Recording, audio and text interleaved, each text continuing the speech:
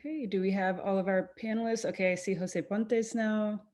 If you could add, Thelma, Mike Blaze Cohen from Power Corporation in Canada, who's joining us as well. It's a big panel, but we're excited. We'll get underway. We have half an hour, Lenny, is that correct? That is correct. Right, Carl, so we might get a few extra minutes. Nobody's watching the inauguration anyway. It's not like everybody. It's not as exciting as the normal ones, right? Yeah, well, that and we've got a pretty exciting panel. Thank you, everyone. I'll leave it up to our audience members to read the bios, but if there was any prize for the panel with the most doctors, I think we'd have it. So thank you. I'm not sure anybody except for Richard can write us a prescription, though. So we're talking about ethics in mining. Listen, this is not, and this is we're talking about ethics in mining last panel, and this brings us to the new panel of the ways in which the developing world has been affected by technology transfer. This is an old story. This is about monoculture, and Dr. Bailey knows about that, as they were talking earlier. This is about one-trick pony economies where it's based on primary exports of raw materials or fruit or vegetables or some sort of extractive industry out, and all the stuff from the developed world, the so-called first world, in. And this is what for the former president of Brazil, Fernando Henrique Cardoso, would call dependency theory, with his co-author Enzo Folletti from the 1967 classic Underdevelopment and Poverty in Latin America. Here's the thing. With technology, those patterns have continued themselves. That is to say, the gross margin that comes with such a big export like silicon chips inside computers and so forth. The silicon might come from other places, but the tertiary product, the third or fourth or fifth generation of the product, and all the gross margin and the surplus value that's extracted from that, goes back to the first world. So how do we undo that? That's the first question. The second question is, what about forced technology transfers? How does data play a role in this? And as a result, social media, digital sovereignty, and what are the ethics of that? How do we create a better corporate social responsibility for developing countries? So I raised that as a first step. And then the reason I was hoping also Dr. Weinstein could speak was because he's actually brought technologies involving eye surgery into places like Ghana and other places in Latin America. So maybe Karen and Jose from Brazil, you've studied this for a long time. Maybe you could speak a little bit about that digital divide between the developing and developed world, please. Oh, sure. Maybe I can start talking a little bit about the developing of technologies and the transfer of technology. I studied this a lot. And there is a huge matter involving TRIPS and the protection of intellectual property rights. So if you look at the developed countries, they develop their economies based on copying certain technologies of the other countries. And this was made before intellectual property was at stake and before we had TRIPS on. So now we have a new model of developing technologies that is based on intellectual property rights. That means that if you want to copy, if you want to use the technology, you need the approval, you need the transfer of technology, a voluntary license. So ways of innovating are different now. Maybe as a smart introduction. Thank you. Great, thank you. Richard, could you tell us a little bit about what you did and what you saw? And Karen raises the TRIPS, which is WTO. What about the WHO, the World Health Organization? Are there any rules there with kind of the work that you've done abroad? So it's a great question, and from an ethics standpoint and a regulation standpoint, I'm not sure there is. And so the TRIPS that we took on were run by legitimate groups that had good intentions. Hindsight is obviously 2020, but the work that I did in Guyana was also fairly politicized because there were groups from Cuba, Venezuela, China that were all there sort of transferring medical care in exchange for something else, whether it was mineral rights or some other natural resource. And the concern I had after I got there was that we went down to do what seemed like good work and we were well-intentioned, but I brought with me technology that I probably would never use at home. So there was a transfer of some technology, but not similar technology, to do more challenging cases or more difficult cases than I would normally do, with no continuity of care. And again, it took me about a day or two to realize that this was potentially not as good an idea as I thought it might be. But again, there are groups that are taking a different approach. There are groups that don't look at this as a hit and run. There are groups that are trying to create a sustainable model where they set up permanent placements. A great example would be in Ethiopia. The American Society of Cataract and Refractive Surgery has partnered with the Robert Sinsky Institute to create a permanent hospital. So it's your fish metaphor, where they are training local doctors to do the care. It will be sustainable. It will be a true transfer of technology, and it'll be similar technology, hopefully. Now, not all technology is created equal, and in some cases, especially on the cataract surgery side, there's a benefit to using something that's perhaps older, because there's a cost to technology as well that we take for granted. So from an ethics standpoint, there really should be perhaps some sort of standard put in place that, if anyone is going to do volunteer medical work, that there is something of an expectation rather than you simply show up, do whatever you want, and then leave in a week. And so that's very helpful, and it helps lead to Dr. Ibrahim. Abadir, you're doing work for the Attorney General and the Ministry of Justice in legal reform in Ethiopia.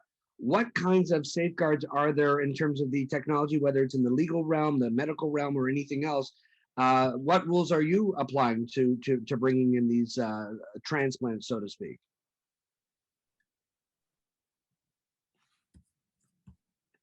Abadir, could you unmute you? Hang on. Yes. Okay. There it is. One more thing I have to set up.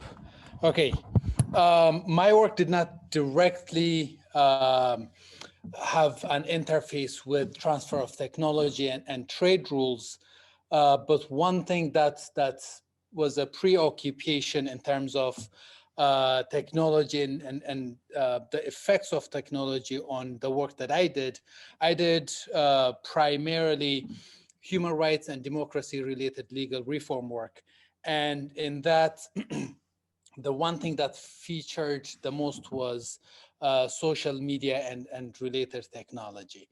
And what we had was, this is actually interesting because I studied political discourse in social media even before I took on this job.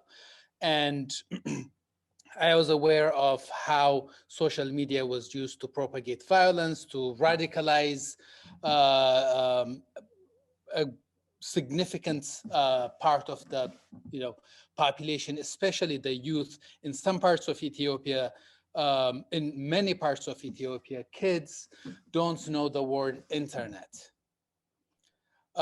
They know the word social media. They don't. There are a significant number of youth who have never used the internet other than on social media. So when you say internet, they think social media. When you say internet, they think Facebook, WhatsApp, Twitter, and that's it. There's nothing else on the internet.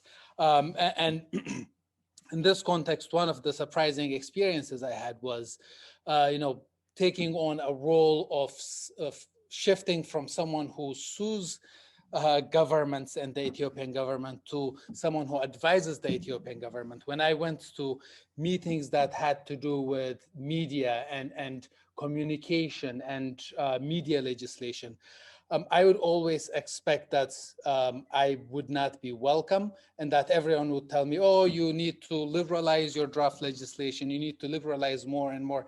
And what I found surprising was every media meeting I went to, journalists and media people and social media people would tell me, no, you need to be stricter. You need to make the laws more restrictive, because everyone was seeing the effect of social media on the society, because every social group, every political group was creating its own reality with its own population that does not talk to other members of the same community. So we live in the same space, but we live different realities.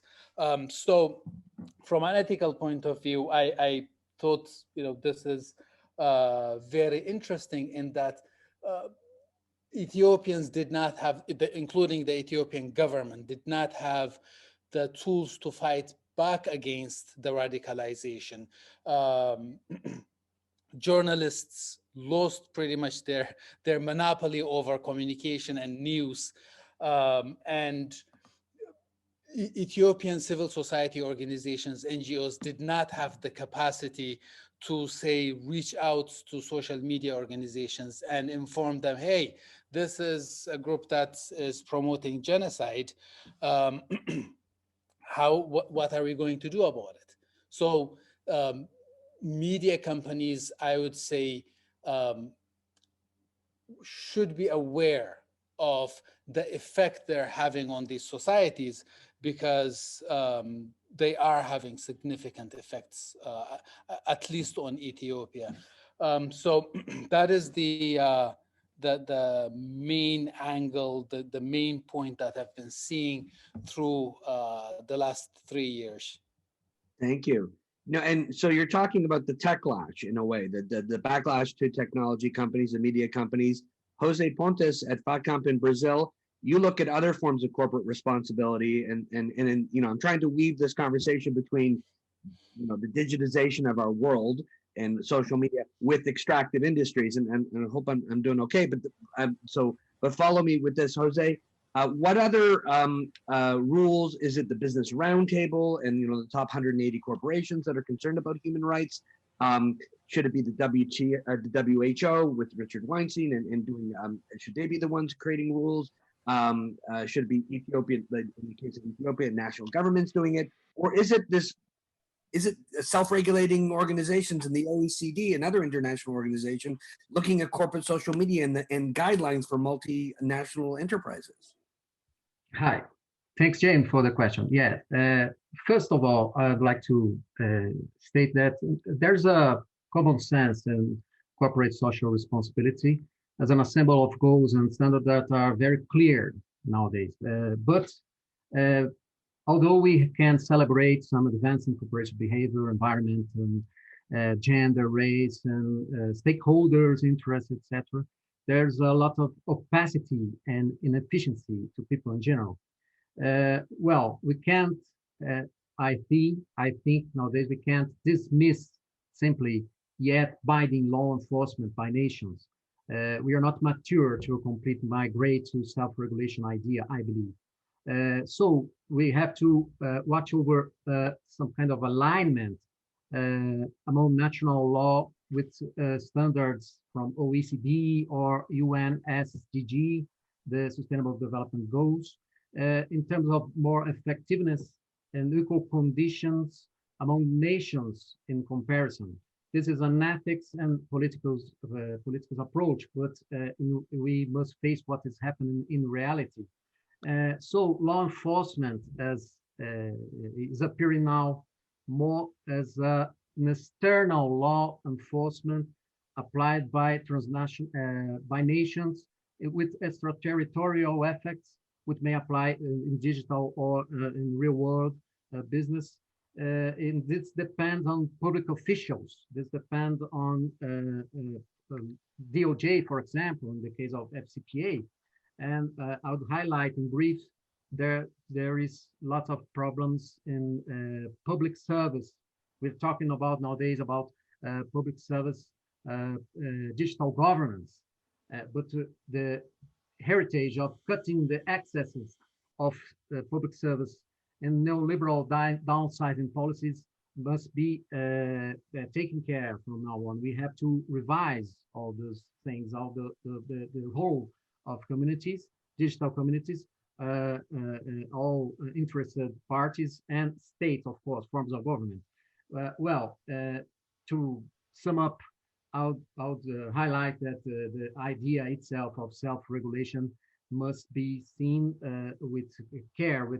There's a lot of skepticism about the effectiveness of this coordination between private and public sector, and even binding law is failing to prevent disasters like it happened here in Brazil with the giant mining company Vale do Rio Doce, the cases of grave violation of human rights with big companies suggest that there are abundance of fines, including in national approach and binding law, lawsuits, targeted enterprises, etc. But lots of backlashes, reversions, and even forgiveness. So there is an unbalanced scenario that we have to look after to get better in the considerations of this approach between external standards like OECD, United Nations, etc., and binding laws from nations. This is the first point I'd like to highlight. Things. Thank you, Dr. Pontes. This then leads us, this balance is problematic because that's always after the problem has happened. These are never preventive. Now, there are businesses out there that are trying to do well and good at the same time, so that they have a as part of their goals, some sort of environmental or other human rights friendly policies like prevention, as opposed to dealing with the problem after the fact. Michael Blaise Cohen, you've got projects. You've got one up in Churchill Falls, another that you're looking in Paraguay. Can you explain to us what green mining is as an example of how you can use both modern technologies and still capture stranded energy out there? Certainly. I mean, our industry is definitely extractive, and we have been led to different regions of the world to find the cheapest and most abundant source of power, and often that is in either economically depressed areas or developing nations like Paraguay, and Paraguay being one of the poorest countries in South America. There are, I guess, corporate responsibility issues that we as a company, both from an image perspective, but also from an ethical perspective, to come into these regions and try and do something other than just extract as much value as we can from energy agreements that we enter into. And so some of the initiatives that we're looking at are either food production for and issues around supply chain interruptions for these regions. We've had to go also in regions outside of Paraguay for regulatory concerns. No, that makes sense. Because it's hard. You've got to do both. You're looking at your KPIs, but you're also looking at your SDGs. It's a world of both. We had a panel yesterday about the gross. Somebody mentioned the gross domestic index for happiness in Bhutan. There are other ways to measure beyond. It's the Yasuni initiative, for example, in Ecuador, where Rafael Carrero, when he was president, asked to be paid for not doing drilling, as opposed to we're going to do the drilling. And here's how much money we're going to make, but we're going to release greenhouse gases. Pay us not to do it. And it was a really interesting thing that the Clinton initiative got behind, and some folks in the United Arab Emirates in terms of prevention. Dr. Bailey, you are a leader in terms of extractive industries and trying to find a balance. How do you do it, and how do you apply ethical considerations to your business model? Well, what we try to do is let people, our project owners, understand that they can get involved with us from the small scale up to the large scale. So based upon their own dynamics of how they want to mine, we try to match up a program, a style of mining, and a style of an expected outcome that they want to make it work. So whether they're small, medium, or large, we have a set of options that they can use, to make their end goals happen. And some of the target populations and groups that we're attempting to help, in addition to help our own bottom lines for those who are for-profit corporations, I don't mean to besmirch that. So many of the target groups are distressful because of years and years of underdevelopment. Richard Weinstein, in your ophthalmological, your eye doctor work that you did abroad, can you tell us a story about what the Chilean, the Mapuche indigenous people were suspecting you of being more interested in? It's a fascinating story. So it really was an amazing story. Working with your group from Accesso, we were looking to try and recreate maybe a different model in Chile where we would help treat the indigenous people. Obviously, from my perspective, doing cataract surgery or providing eye care. And the goal was to try and create a more sustainable model and be something that would sort of fulfill all the requirements that we thought should be done.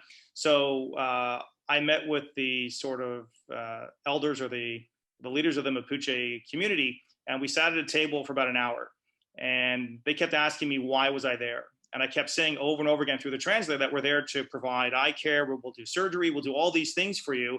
And it was a who's on first Abbott and Costello hour, because at the end, they'd asked me the same question literally 20 times. And finally, through the translator, they said to me, we really don't believe you. And if you had actually said to us you were here looking for a wife, we would have found that to be more credible. And I think the concern there was that they had clearly had bad experiences before with different types of groups coming in with a claim of providing something for them, which they never actually followed through on. No, fair enough. And again, a couple of 100 years of marginalization and doesn't help. In south of Chile, they call it pacificación, the pacification, which is also Spanish for a peacemaking, although it's a cruel double entendre, doble sentido. But it's a terrible story, and this replicates itself all around the world. In Brazil, Jose or Karen, what are Brazilian companies doing to? Because in this case, it's Brazilian companies exploiting fellow Brazilians. It's a little bit different than multinationals. What are some national laws that you're seeing on the books that are actually being implemented?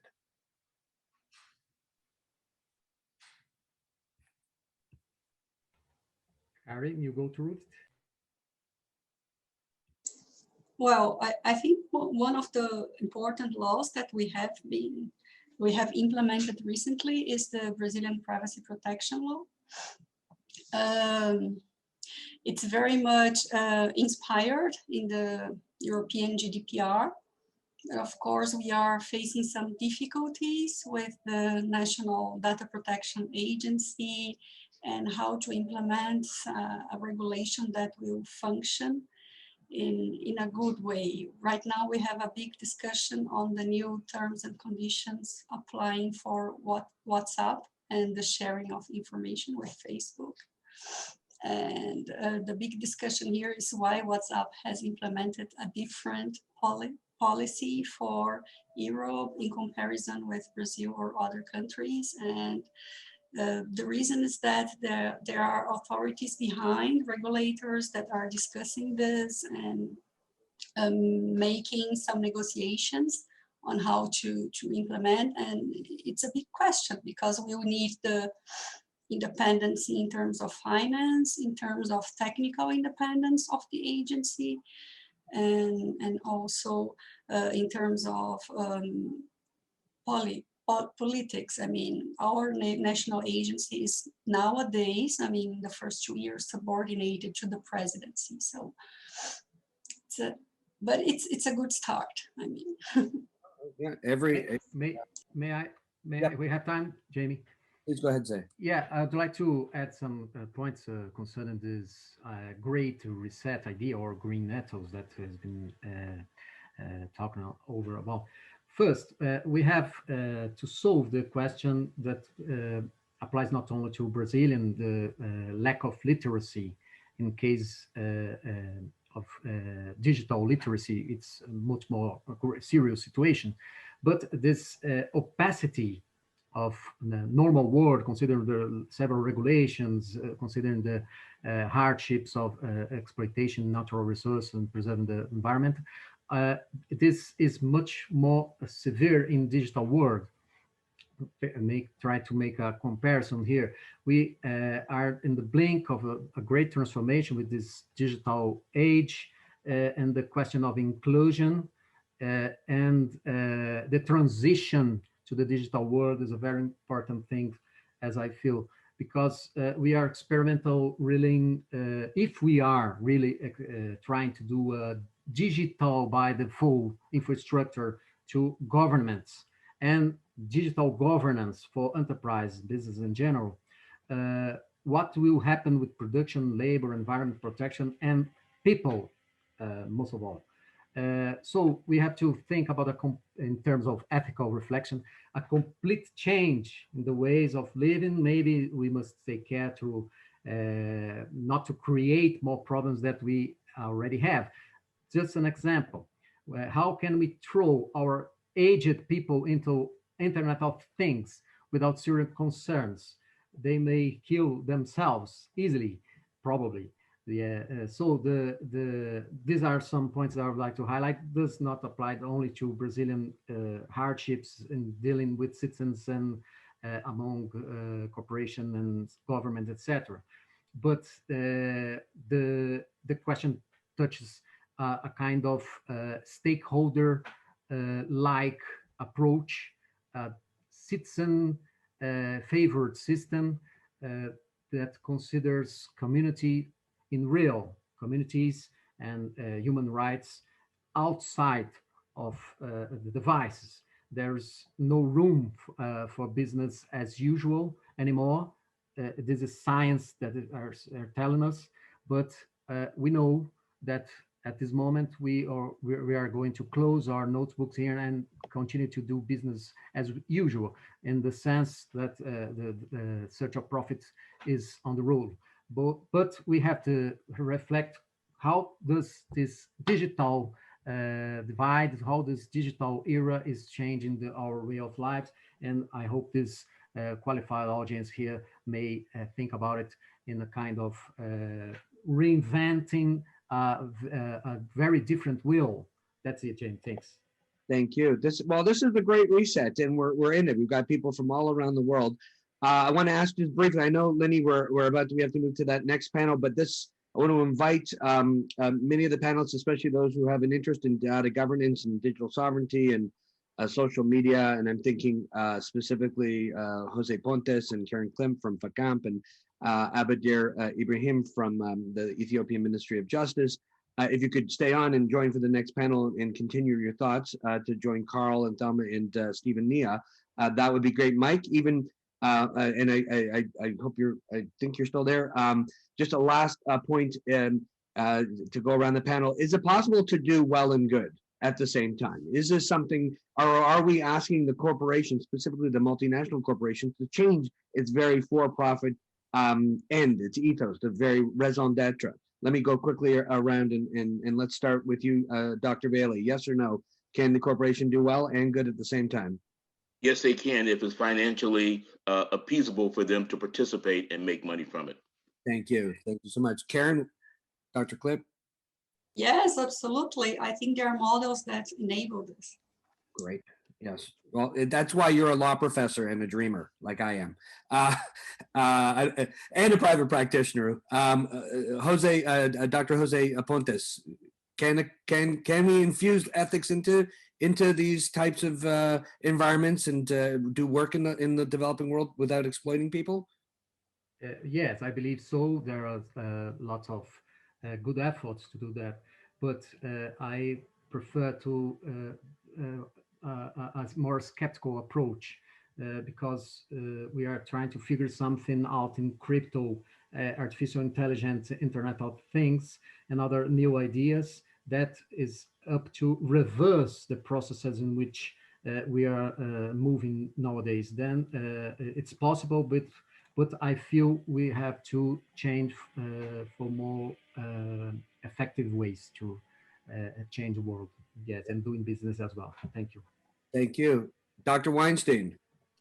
I've never been a believer that hope is a good strategy. So I hope that is possible. But the reality is, I think from a corporate structure, profits will always drive the end goal. So as long as it is profitable for companies to do things, they will do it. But in the long term, I think it's very difficult. Great, thank you. Well, I mean, great in the sense of thanks for the answer, not great in the sentiment. In terms of, yeah, these are for-profit corporations. You cannot change that. They're not organized to do social good. That's why they're called nonprofit organizations, the latter, right?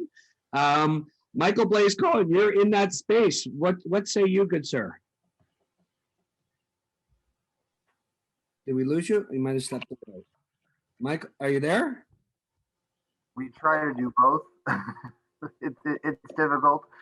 Certainly, profit motives and driving shareholder value is our mission, but we have to be conscious of the choices that we make. And one in our industry in particular is the choice of energy that we exploit, and in using green and renewable energy resources when we would have the option to go for equally cost-effective, non-renewable and fossil-based fuels.